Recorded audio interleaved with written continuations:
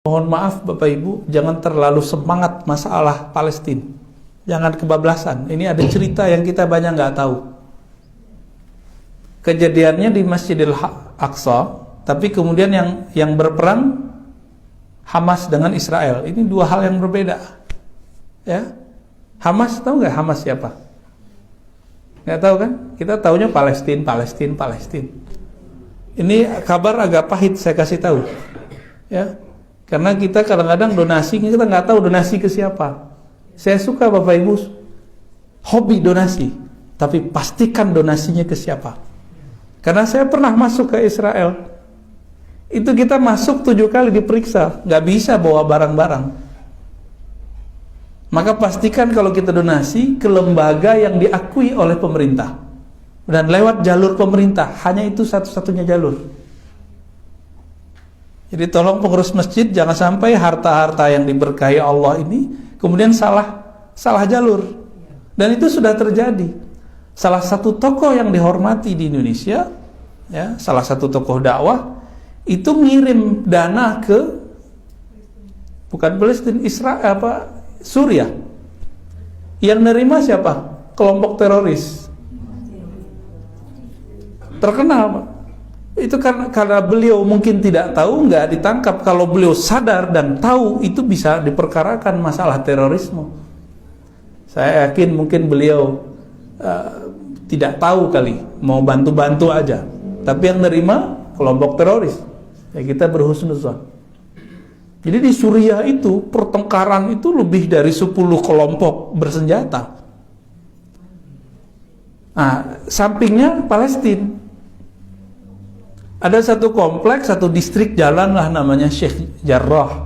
Itu nama kampung. Kampung Atua Jarrah, gitu-gitulah ya namanya.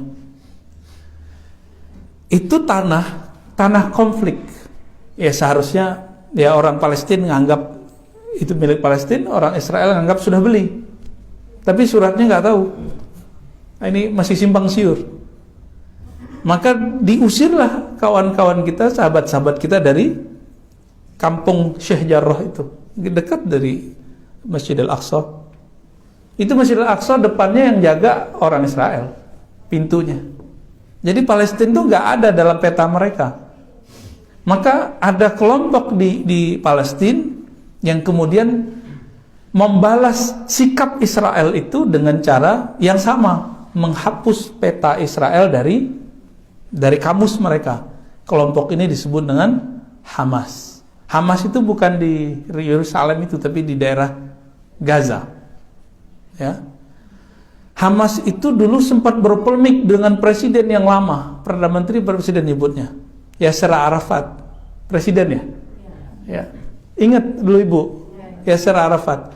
Yasser Arafat ini ingin mencari titik temu yang menguntungkan bagi masyarakat Palestina. Dan menurut beliau setelah lama berjibaku dalam hal ini, jalurnya cuma damai.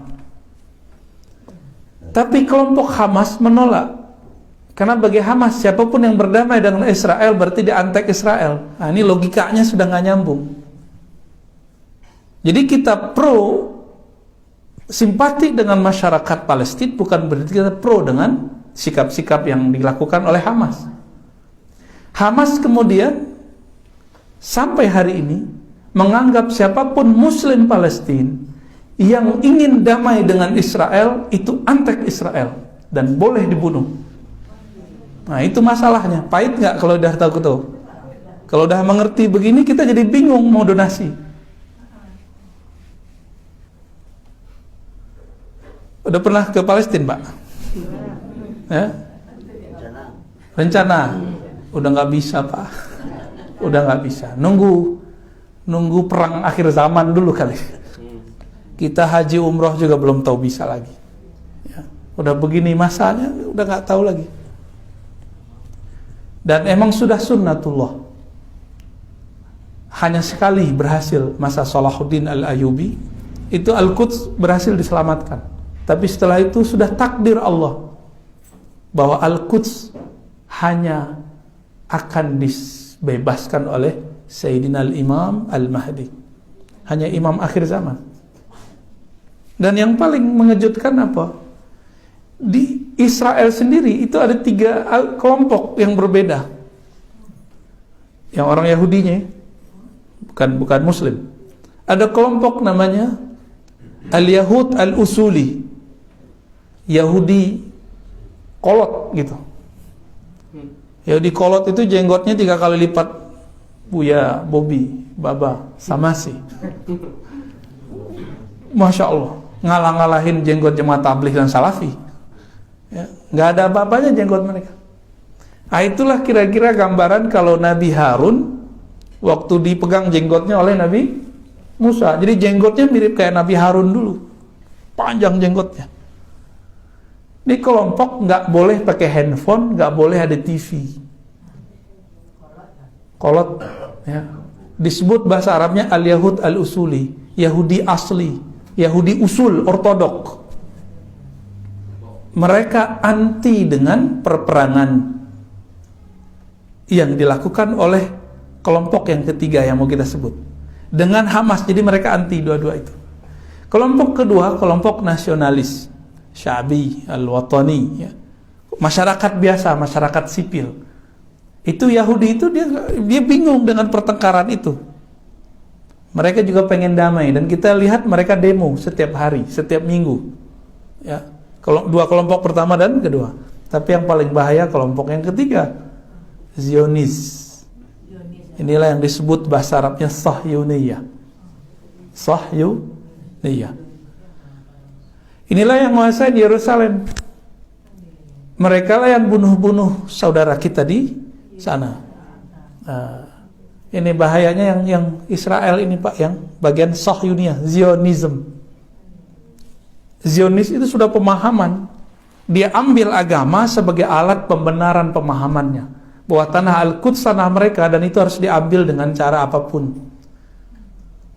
Tapi dari berita-berita, Bapak Ibu bisa mendengarkan berita bahasa Arab kan? Ya, jadi kalau mau yang asli, dengarkan ada 5 channel berbahasa Arab minimal tuh, ada Al Jazeera, ada Arabia, macam-macam ya. Itu beritanya pun kejadiannya sama, tapi dibahasakan beda. Ada istilahnya perang Palestina Israel, umum kan? Ada perang orang Islam Israel, beda nggak? Ada perang Hamas Israel, itu beda-beda tuh beritanya. Ya. Jadi tolong pastikan ketika donasinya ke lembaga yang lewat jalur pemerintah. Hanya itu, kalau nggak bisa masuk. Yang kelompok Netanyahu yang mana tuh? Itu Zionis, Pak. Zionis. Zionis. Ya. Yang ketiga, Pak. Karena dialah yang mau perang-perang itu.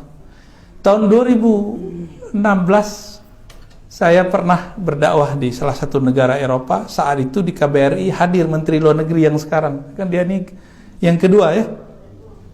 Bu Retno. Ternyata lagi ada konferensi pertemuan orang-orang di Eropa untuk menyelesaikan persoalan Palestina. Apa kabar baiknya? Banyak negara di Eropa pro dengan Palestina.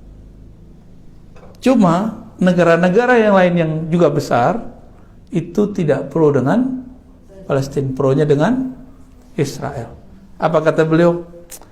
Ini orang Palestina sendiri itu juga dengan orang Israel, beberapa mereka sudah capek dengan perang.